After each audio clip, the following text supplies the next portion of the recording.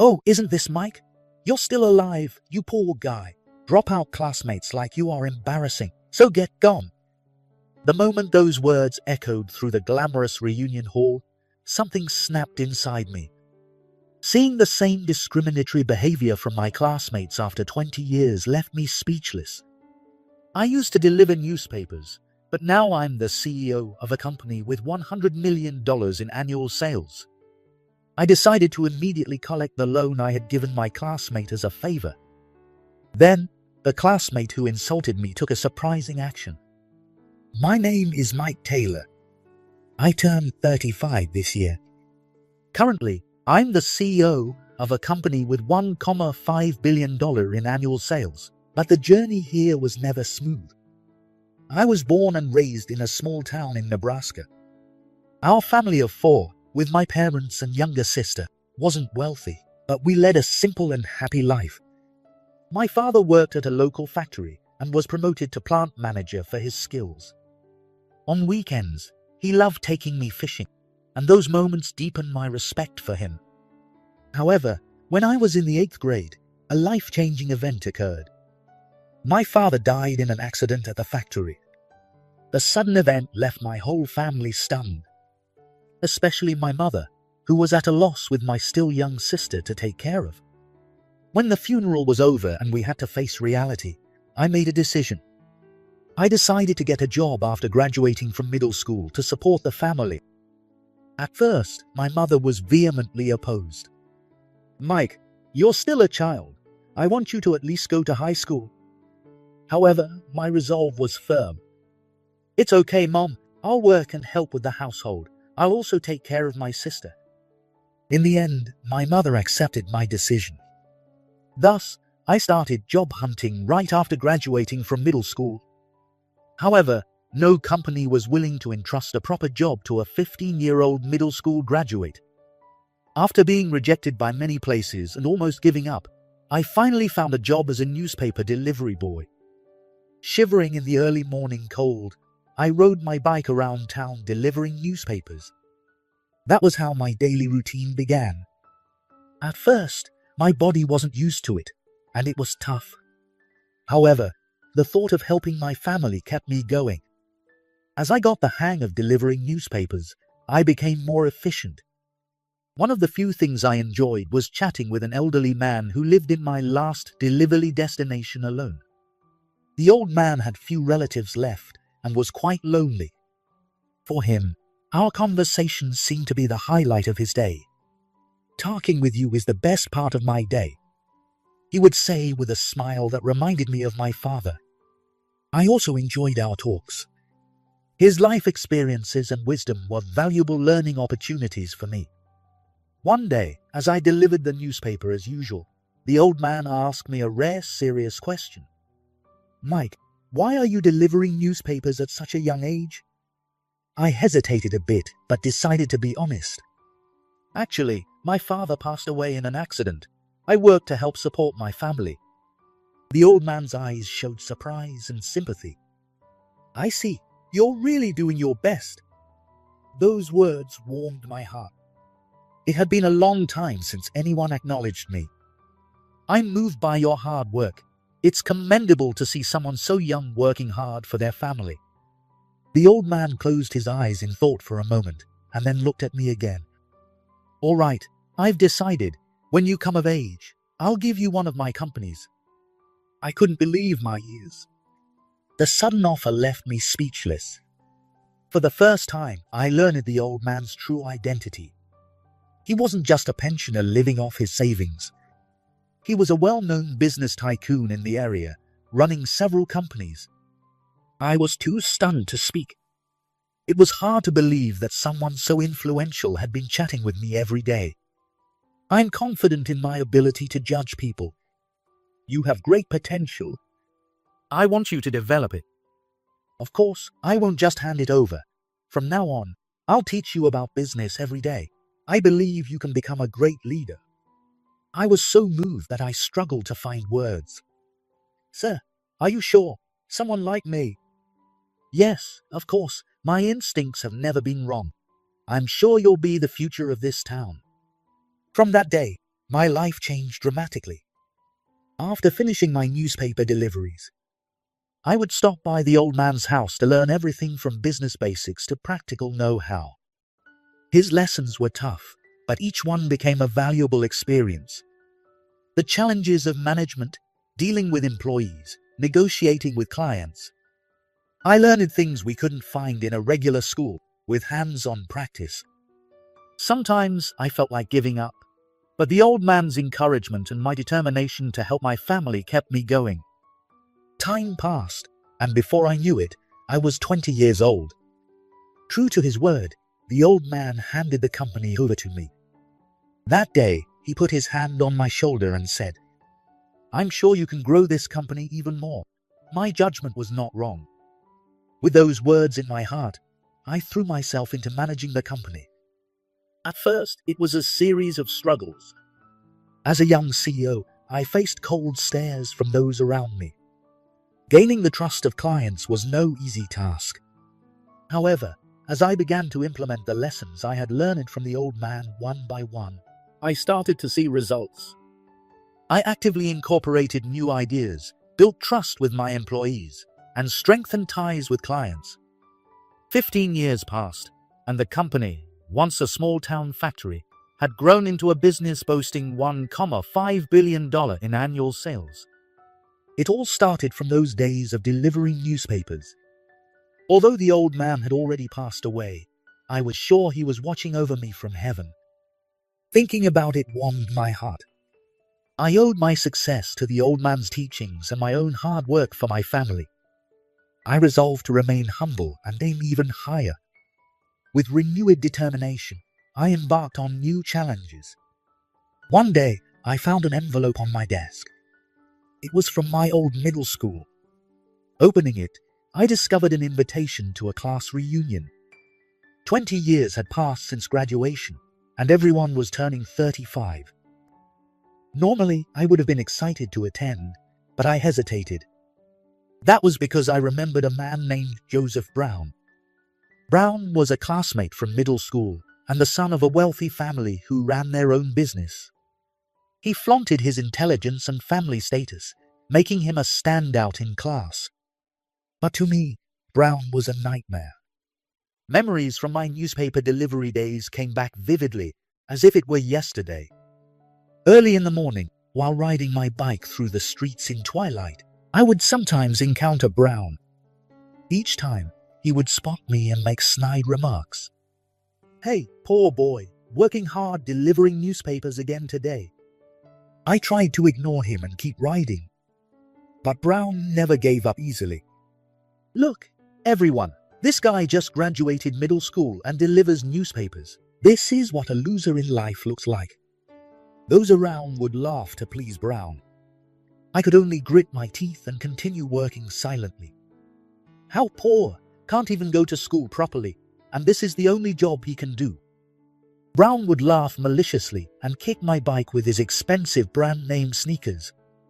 I struggled to contain my anger. "Stop it." "What? I can't hear you. Say it louder, poor boy." Brown shouted to the others around us. "Look at this.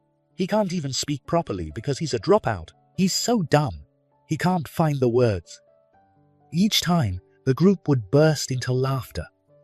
Despite the humiliation, I endured it for my family's sake. One morning, while delivering newspapers as usual, Brown suddenly appeared. Unusually, he was alone. "Hey, poor boy, I need to talk to you." I stopped my bike, wary. "How long are you going to keep doing this low-life job? Are you planning to deliver newspapers forever?" "No, someday." "Someday? What's that? Don't be a fool. There's no way someone like you can climb up." Brown grabbed me by the collar. "Listen up. Poor boys like you will stay poor for life. No matter how hard you try, you'll never beat us. That's reality." I silently stared at Brown. Anger swirled inside me, but I didn't show it. "What's with that look? Still dreaming? Don't make me laugh."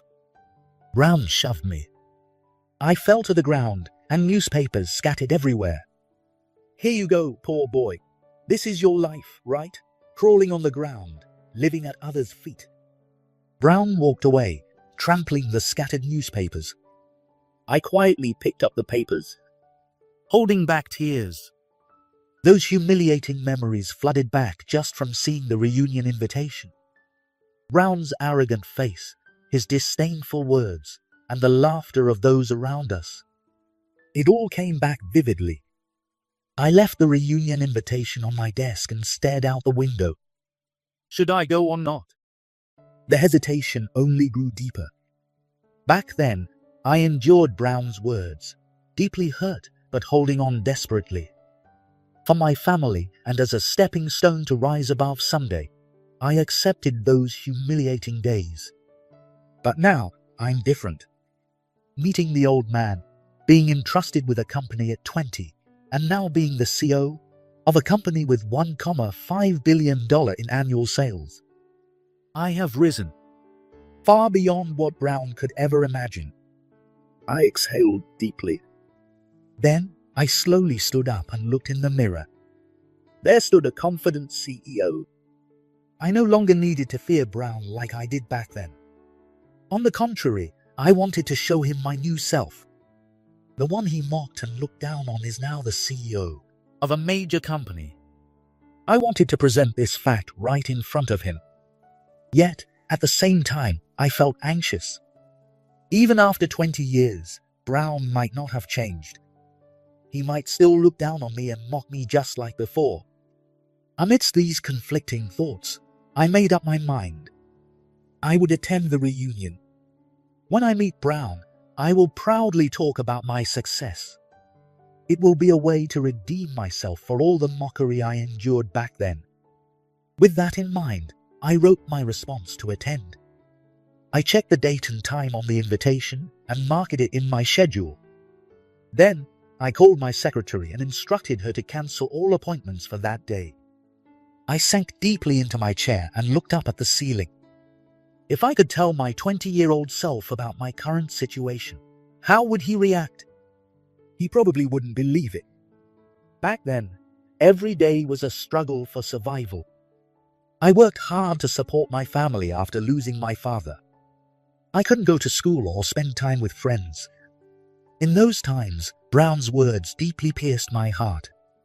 Poor boys like you will stay poor for life. Those words caused me so much pain. But now, I have completely shattered them. I am the CEO of a company with $1.5 billion in annual sales.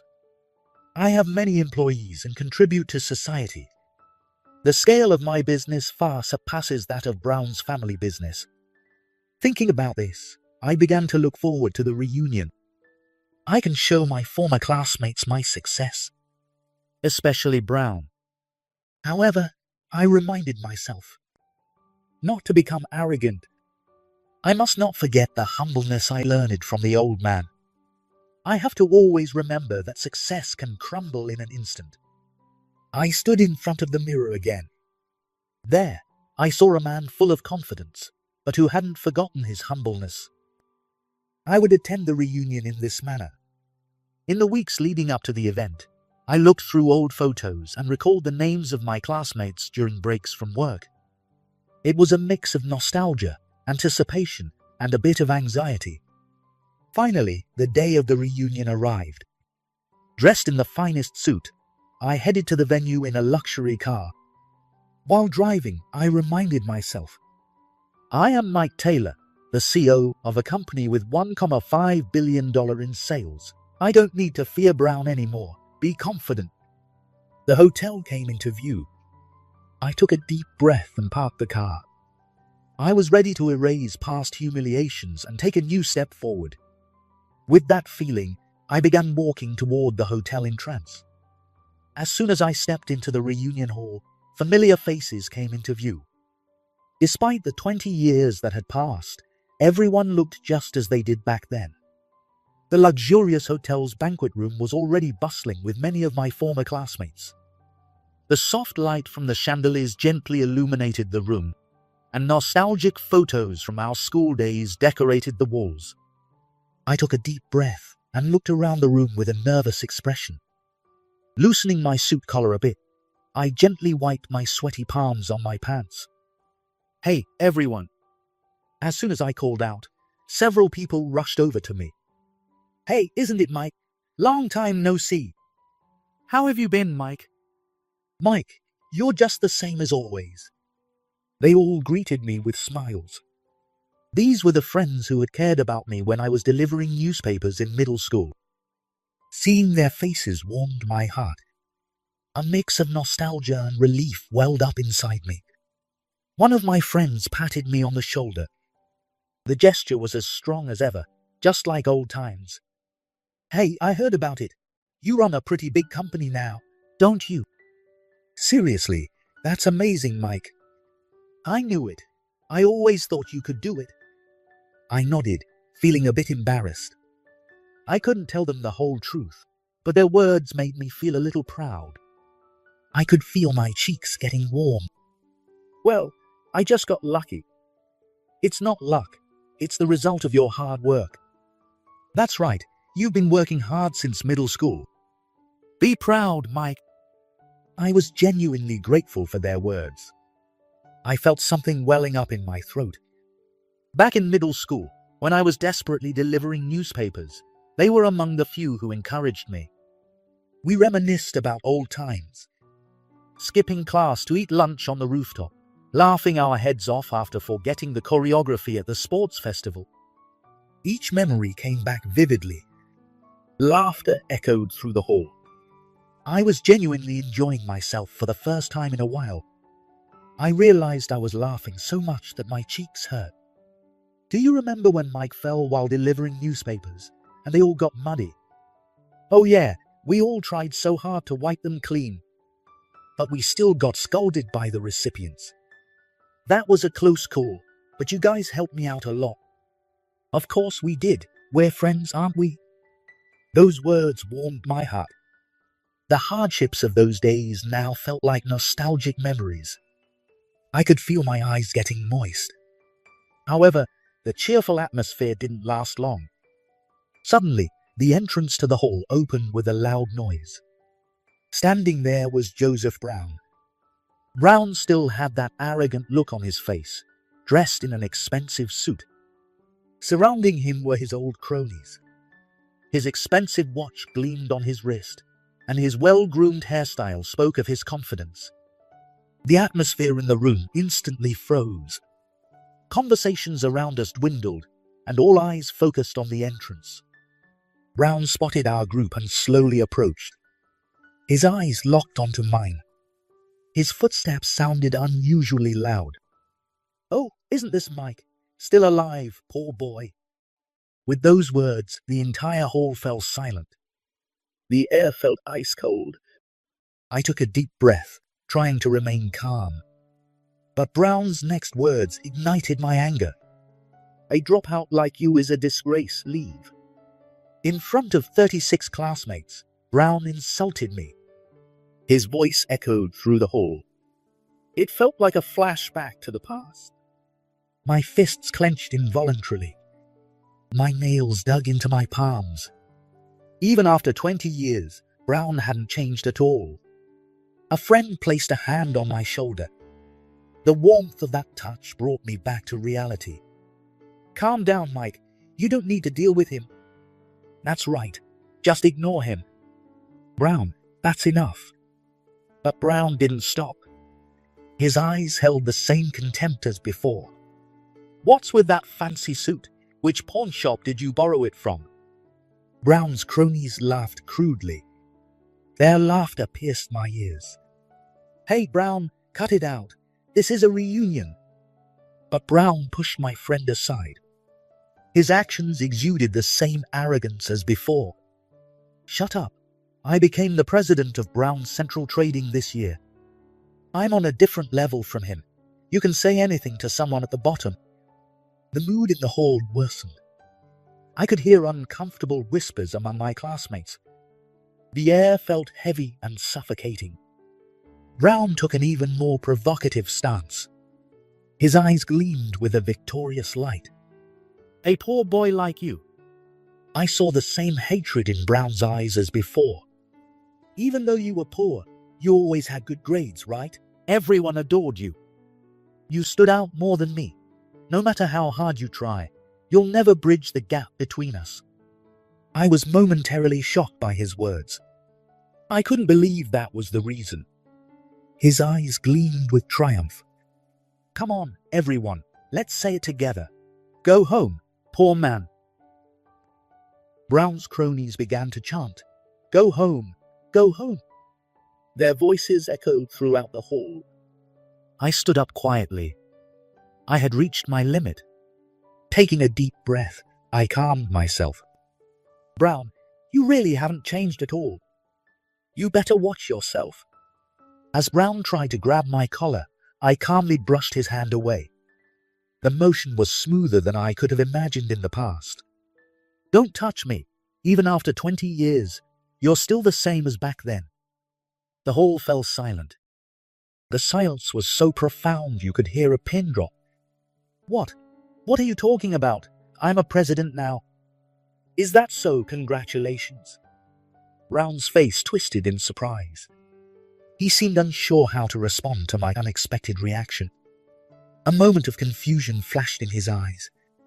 But Brown, what do you think real success is? Looking down on others, or? The hall buzzed with whispers. All eyes were on Brown and me. Shut up. What would a poor boy like you know? That's true. I might not understand how you feel, Brown, but at least I don't hurt others to boost myself. Brown was at a loss for words. He couldn't retort, and his face turned bright red. I addressed everyone in the hall. Everyone, I'm sorry. This shouldn't have happened. Maybe I shouldn't have come. What are you talking about, Mike? This isn't your fault. That's right. It's Brown's fault. Mike, you're admirable. I smiled. My friend's words touched my heart. Thank you, everyone. But if I stay, the reunion will be ruined. I'm leaving. I turned to Brown and delivered my final words. Brown, looking down on others to elevate yourself means you lack confidence. Isn't that a lonely way to live? Well, I'll never see you again. With that, I quietly left the hall. I felt eyes on my back as I slowly walked away. After leaving the reunion hall, I entered the hotel lobby. My heart was still racing with excitement. I took a deep breath, trying to calm myself. Just then, my cell phone vibrated in my pocket. I checked the screen and saw an unfamiliar number. I hesitated for a moment, but then answered. Hello, this is Mike. Mike, I apologize for calling suddenly. This is Brown, chairman of Brown Central Trading. My body tensed up instantly. It was a call from Joseph Brown's father. I apologize for the sudden call, but could I have a moment of your time? I hesitated for a moment. However, I quickly regained my composure. Yes, that's fine. Actually, I need to discuss the matter of our outstanding payments. I frowned. That issue. Although the due date had passed, I had extended the grace period because he was a classmate's father. When I took over the company from the previous president, the old man, I also inherited this outstanding payment issue. At that time, the old man told me, Mike, this outstanding payment issue is a tricky one. We've had a long relationship with the Brown family. But business is business. We can't wait forever. Once you become president, make sure to collect it properly. I nodded. I understand, but they must have their reasons. Could we give them a bit more time? The former president thought for a moment before replying. All right, I'll leave it to your judgment, but don't extend it too long. It's not good for our company or theirs. Recalling that conversation, I listened to Chairman Brown's voice on the other end of the line. That issue, the outstanding payment from the previous president's era. Yes, that's correct. I apologize for keeping you waiting for so long. Are you prepared to make the payment? Chairman Brown's voice trembled. Well, I'm very sorry, but could we have a bit more time? I sighed deeply. Chairman, the deadline has long passed. We've been waiting since the previous president's time. And we extended a special grace period because your son's company is a classmate's business. Yes, we truly appreciate your generosity, but with the current economic situation, I understand, however, business is business. The former president would surely say the same. Chairman Brown's voice shook even more. Please, just a little more time, even a month, we'll manage somehow. I closed my eyes and thought deeply. The economic situation was indeed tough. But, Chairman, I actually met your son today. What? You met my son? Oh, at the reunion? Yes, and there, your son treated me quite terribly. Chairman Brown's tone changed. What? What do you mean? I explained in detail what had happened at the reunion. Joseph Brown's arrogant attitude, his insulting words, and the way he berated me in front of our classmates. When I finished, there was a long silence on the other end of the line. I am deeply sorry, my son's rude behavior. It reflects my failure in raising him. Chairman, your son's behavior hasn't changed in 20 years. In fact, he's become even more arrogant now that he's a president. I am truly sorry. I will strictly. Chairman. Yes. The outstanding payment must be made in full by noon tomorrow. What but? If the payment is not made, we will seize and sell everything as agreed. This was also a promise to the former president. Chairman Brown's voice became desperate. Please, Mike, if you do that, the company, the employees. Chairman, 20 years ago, when your son was bullying me, did you do anything? When the former president entrusted me with the company, did you say anything? Chairman Brown was at a loss for words. You did nothing, right? In fact, you probably condoned your son's behavior. It's my failure. I failed in raising my son. I'm truly sorry. I exhaled deeply. By noon tomorrow. If the full amount is not transferred by then, we will proceed with legal action as promised. To honor the former president's commitment. I understand. I'll do my best. I hung up the phone. The next day, I watched the clock in my office. Noon was approaching. At that moment, my secretary rushed in. President Joseph Brown from Brown Central Trading is here to see you. I frowned. I never expected him to come in person. Let him in. A few minutes later, the door opened and Joseph Brown entered. His arrogance from yesterday was gone, replaced by fear and desperation. Mike, no, President Mike. What do you want, President Brown? Without hesitation, Brown knelt down. Please, don't destroy our company. I'm begging you. I looked down at him with a cold stare. However, Brown didn't give up. Mike, I'm sorry. Could you please reconsider this matter? His voice trembled slightly, and his eyes were filled with anxiety. The arrogance from the reunion was nowhere to be seen. Now, he was desperately pleading with me.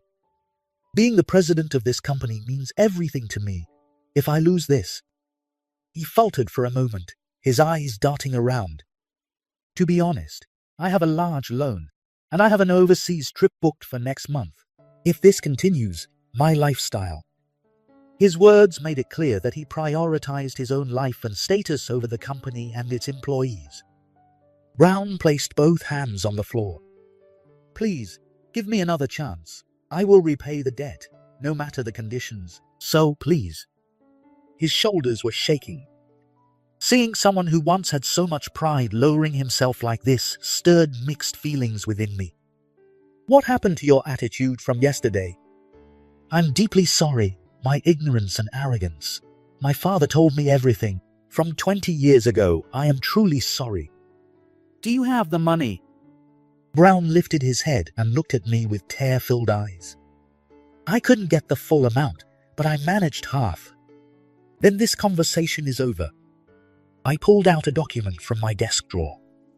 It was a pre-prepared order for seizure.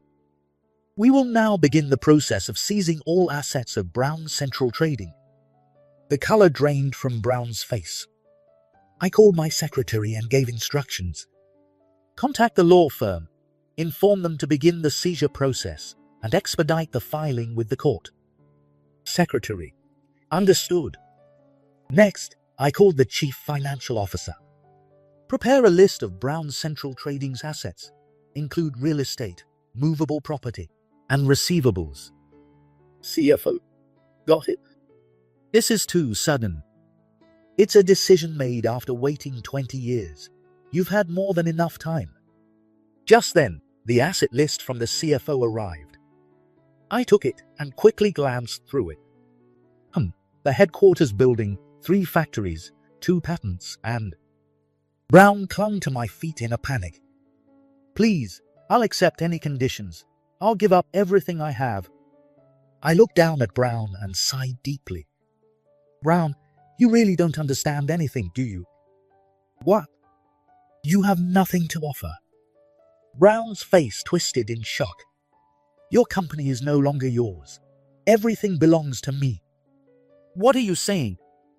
I bought all the shares from your father this morning. Brown was at a loss for words and collapsed to the floor. You're no longer a president. You're just an ex-classmate. No, my father.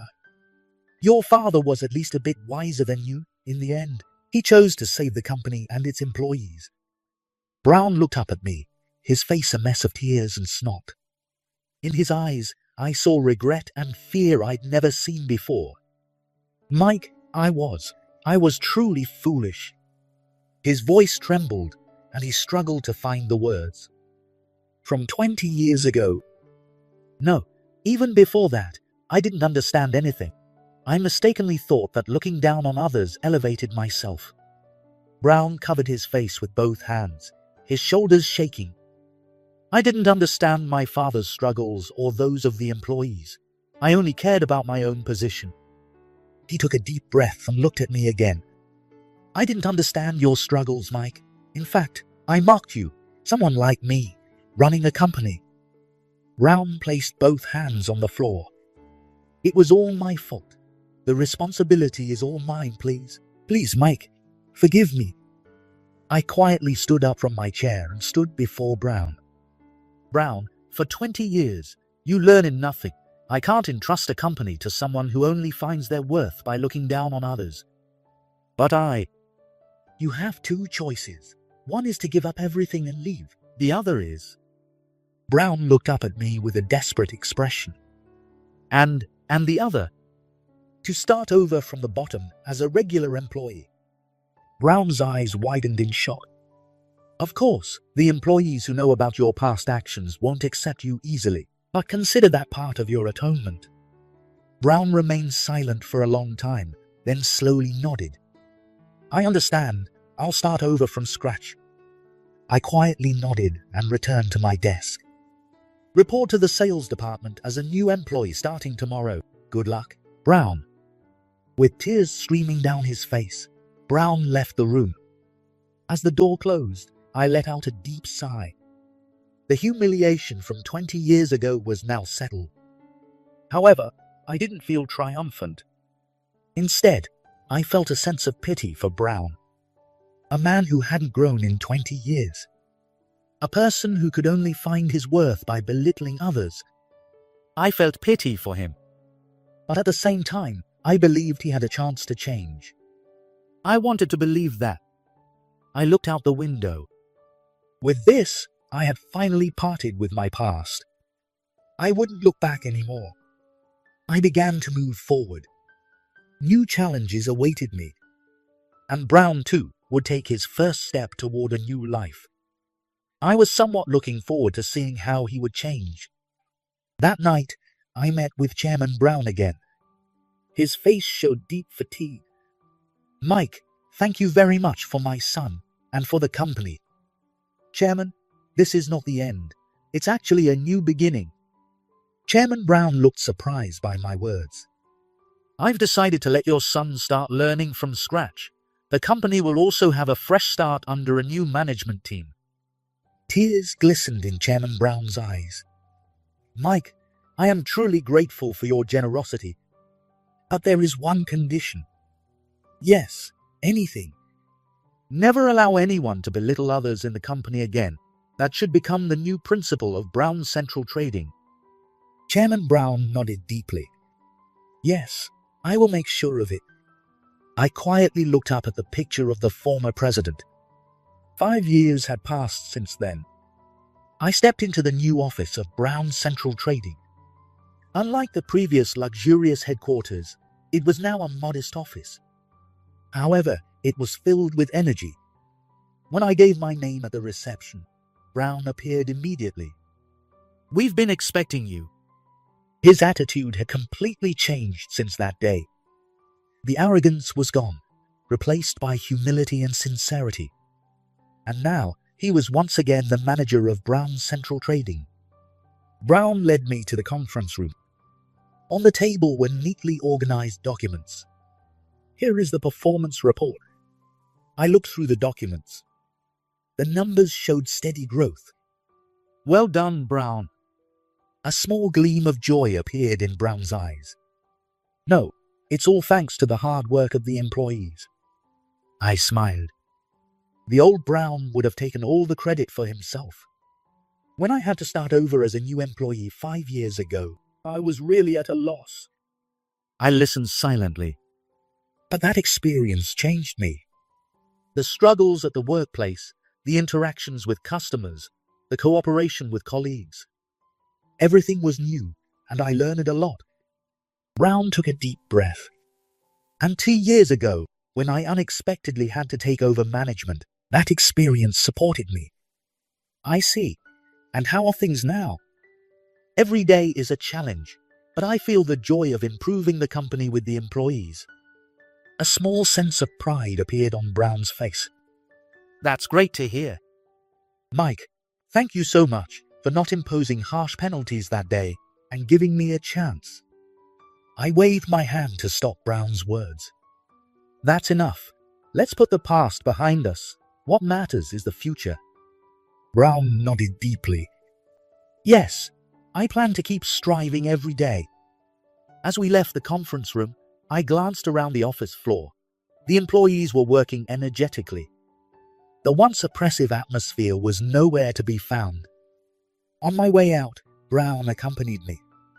Can I ask you a question? Sure. Why did you give me a chance that day? I thought for a moment before answering. The former president, my benefactor, always said, people can change, but they need a catalyst. Brown's eyes glistened a little. I see, thank you. I nodded silently and got into my car. As I watched the cityscape from the car window, I reflected. Brown had indeed changed. He had learned firsthand that actions always have consequences. Now, he approached company management with humility and sincerity. But this wasn't just about Brown. I, too, had learned a lot from this incident. When in a position to judge others, how should one wield that power? Judging is easy. But sometimes giving someone a chance can lead to significant change. And above all, I have come to realize the importance of humility once again. I am now in the position of CEO of a large company. I hold the power to influence the lives of many employees. Therefore, I must be even more humble. A photo of the former president sits on my desk. Every time I see his gentle smile, I return to my roots. Please watch over me. I will continue to grow the company you entrusted to me. But I will never become arrogant. I will always remain humble and value each and every employee. With that vow, I continue to move forward, facing new challenges,